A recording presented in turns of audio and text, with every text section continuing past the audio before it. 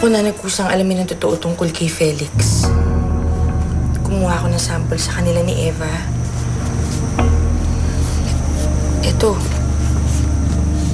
Pina-DNA test mo si Felix at si Eva?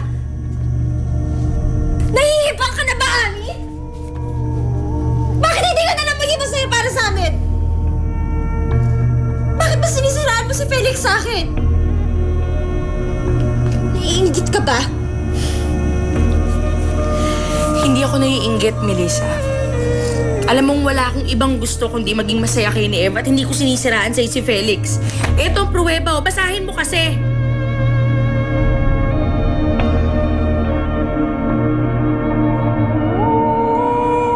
Ano, Brian? Ha? Hindi mo ba sasabihin kung sino ang rapist ni Melissa? Ha?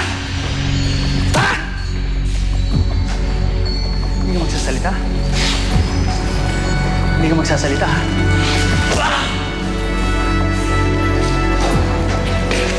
Ano? Ano? Sumagot ka!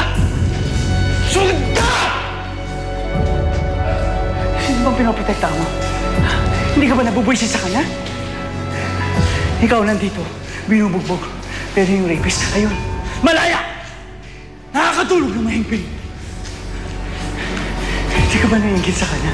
Sino ang rapist na Melissa? Sumagot ka! Sumagot ka!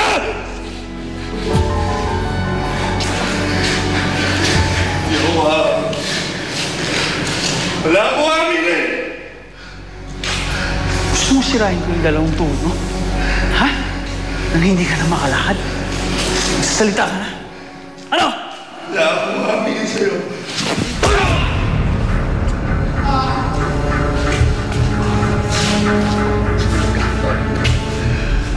Sabihin mo sa akin kung sino ang rapist ni Melissa! Wala akong amin sa'yo!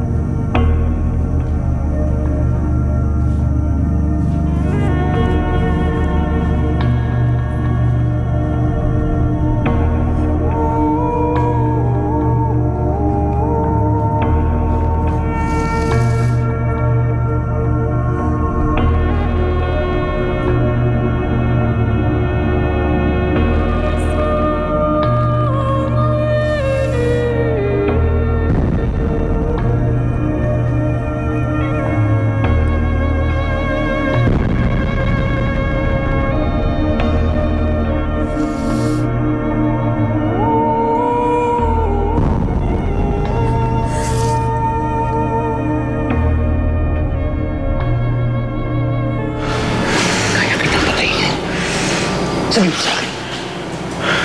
Gusto mo mabuhay? Gusto mo mabuhay? Sabihin mo sa akin! Gusto mo mabuhay? Wala naman sa akin. Wala.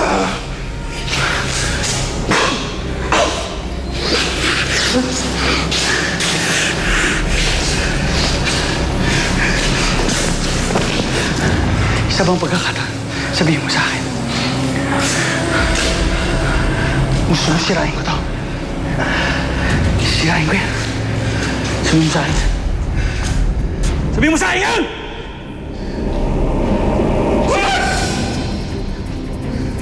Sabihin ko.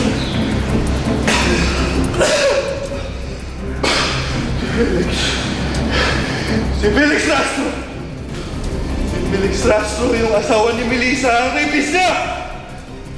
Di ako!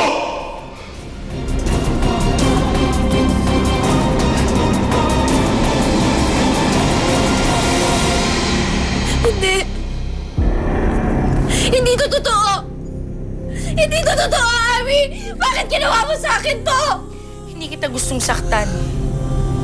Pero kailangan mo malaman ng totoo, Melissa, para sa sarili mo at para sa anak mo. Si Felix ang tatay ni Eva. Si Felix ang gumahasa sa'yo.